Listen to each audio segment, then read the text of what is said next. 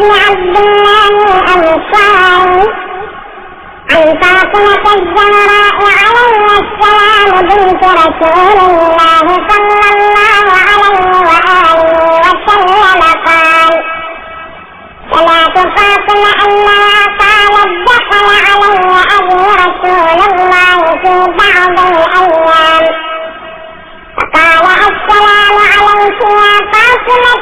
فقلت: عليك السلام. قال: إني أجد في بدني ضعفا. فقلت له: أعيذك بالله يا أبتاه من الضعف. فقال: يا فاطمة ائتيني بالكساء ومعي فغطيني. فأتيت بالكساء ومعي فغطيته به. وصرت أنظر إليه وإذا وجهه يتلألأ كأنه البدر في ليلة تمام وكمال. فما كانت إلا ساعة وإذا بولدي حسنا قد أقبل. وقال: السلام عليك يا أماه. فقلت: وعليك السلام يا قرة عيني وثمرة فؤادي. فقال: يا أماه إني أشم عندك رائحة طيبة كأنها رائحة جد رسول الله صلى الله عليه وآله وسلم. فقلت: نعم إن جدك تحت الكساء. فأقبل الحسن نحو الكساء وقال: السلام عليك يا جداه يا رسول الله. أتأذنني أن أدخل معك تحت الكساء؟ فقال: وعليك السلام يا ولدي ويا صاحب حوضي. قد أذنت لك فدخل معه تحت الكساء. فما كانت إلا ساعة وإذا بولد الحسين عليه السلام قد أقبل وقال: السلام عليك يا أماه. فقلت: وعليك السلام يا ولدي ويا قرة عيني وثمرة فؤادي.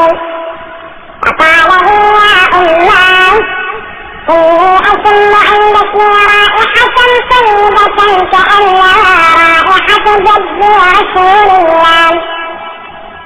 فقلت: نعم إن جدك وأخاك تحت الكساء. فدنا الحسين نحو الكساء وقال: السلام عليك يا جداه. السلام عليك يا من اختار الله. أتأذنني أن أكون معكما تحت الكساء؟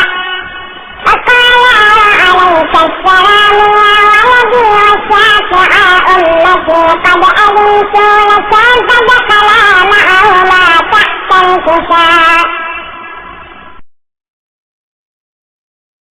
فأقبل عند ذلك أبو الحسن علي بن أبي طالب وقال: السلام عليك يا بنت رسول الله. فقلت: وعليك السلام يا أبا الحسن ويا أمير المؤمنين. فقال: يا فاطمة إني أشم عندك رائحة طيبة كأنها رائحة أخي وابن عمي رسول الله. فقلت: لعلها ولديك تحت الكساء. فأقبل علي نحو الكساء وقال: السلام عليك يا رسول الله. أتأذنني أن أكون معكم تحت الكساء؟ قال: له عليك السلام يا أخي يا وكيلي وخليفتي وصاحب أنوائي. قد أذنت لك فدخل عليا تحت الكساء.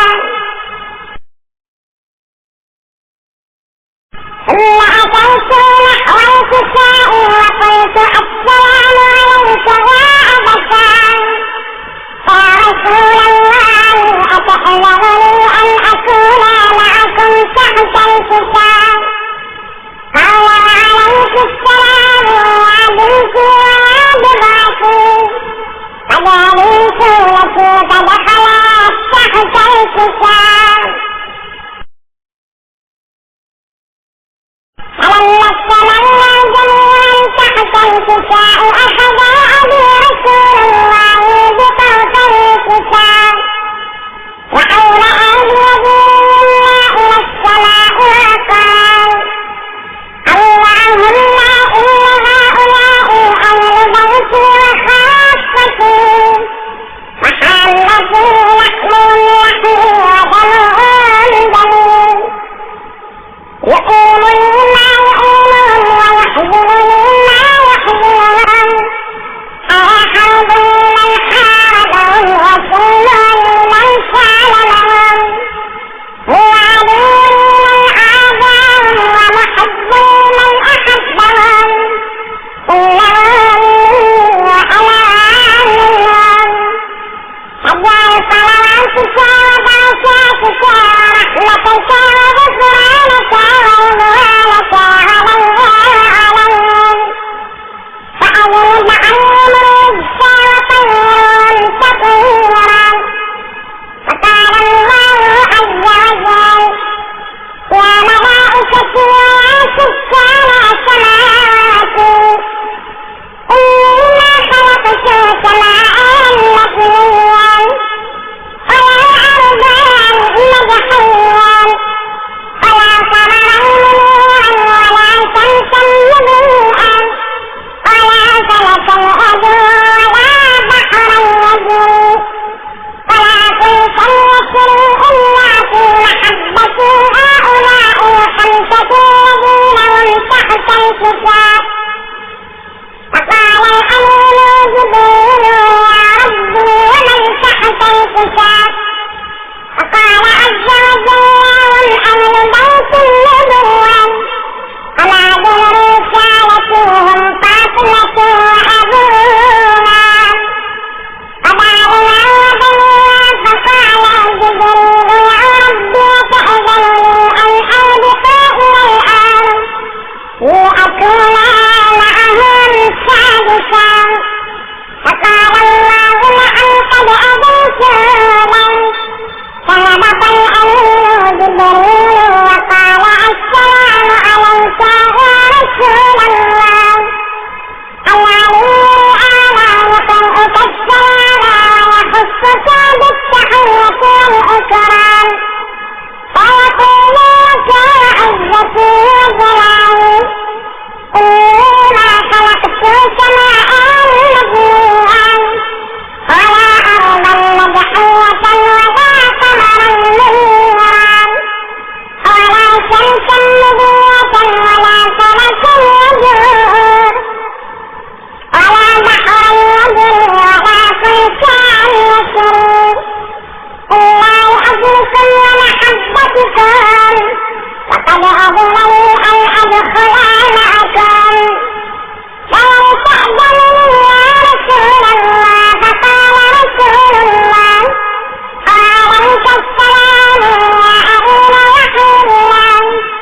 إنه نعم قد أذنت لي فدخل جبريل معنا تحت الكتاب فقال لأبي إن الله قد أوحى إليكم يقول إنما يريد الله ليذهب عنكم الرجس أهل البيت ويطهركم تطهيرا فقال علي أبي يا رسول الله أخبرني ما لجلوس هذا تحت الكساء بمنتظر عند الله فقال النبي صلى الله عليه وآله والذي بعثني بالحق نبيا واصطفاني بالرسالة نبيا ما ذكر خبرنا هذا في